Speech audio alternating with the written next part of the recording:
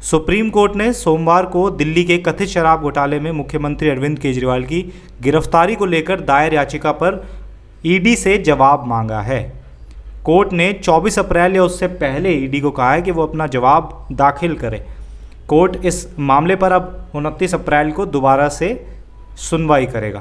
केजरीवाल की तरफ से अभिषेक मनु सिंघवी लड़ रहे हैं और ईडी की तरफ से सॉलिसिटर जनरल अपनी दलीलें पेश कर रहे हैं। सिंघवी ने कोर्ट से कहा कि मैं आपके सामने कुछ चौंकाने वाले तथ्य रखना चाहता हूं। इस पर कोर्ट ने कहा कि चलिए नोटिस जारी करते हैं।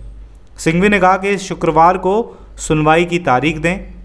इस पर कोर्ट ने कहा कि जल्दी ही नज़दीक की कोई तारीख देते हैं, पर आपके द्वारा सुझाई गई कोई तारीख हम नहीं देंगे।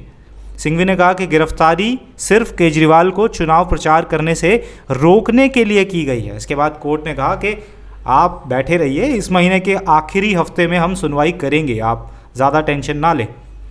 तो एक तरफ तो सुप्रीम कोर्ट में भी मामला चल रहा है और जो निचली अदालतें हैं वो केजरीवाल को लगातार झटके पर झटके देनी है। अब देखना होगा कि केजरीवाल संजय सिंह के बाहर आने के बाद कब केजरीवाल बाहर आएंगे, क्योंकि आप समर्थक बड़ी बेसब्री से उनका इंतज़ार कर रहे हैं।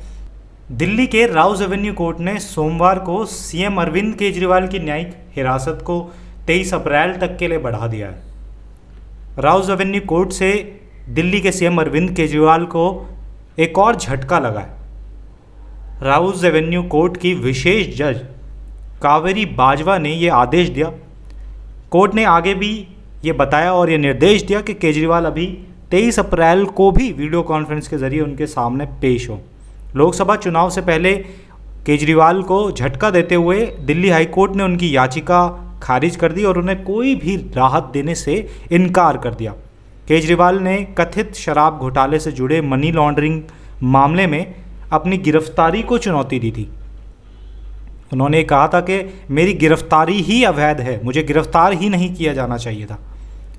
कोर्ट ने कहा था कि बार बार समन भेजने के बावजूद केजरीवाल जब ईडी के सामने पेश नहीं हुए और जांच में शामिल नहीं हुए, जिससे जांच एजेंसी के पास कोई दूसरा विकल्प नहीं बचा था सिवाय उन्हें गिरफ्तार करने के, तो उसके बाद उन्हें गिरफ्तार किया गया।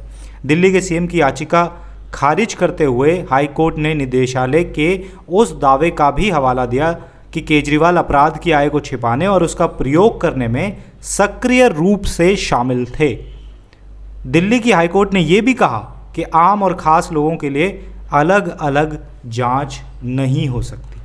चुनावों की तारीखें नज़दीक हैं और केजरीवाल को इस समय गिरफ्तार कर लिया गया है, तो उससे उनका प्रचार और प्रसार चुनावों के लिए थम गया है। केजरीवाल की पार्टी आप पार्टी की तरफ से कोई भी मजबूत प्रत्याशी सामने नहीं है जो कि आकर बाहर अपनी तरफ से चुनाव लड़ सके, जो कि अपनी पार्टी के लिए ज़ोरों शोरों से चुनाव के लिए समर्थन जुटा सके। केवल और केवल संजय सिंह अभी जेल से छूटे हैं, उन्हें बेल मिली है, वो बाहर हैं और वही पार्टी के लिए लगातार प्रचार और प्रसार में लगे हुए हैं। कुछ दिनों पहले उन्होंने सपा के सुप्रीमो के साथ बैठक भी की थी, जिस बैठक में उन्होंने कई खुलासे किए थे। अब देखना ये होगा कि केजरीवाल को कब तक कोर्ट बरी करती है और कब तक क्या केजरीवाल चुनावों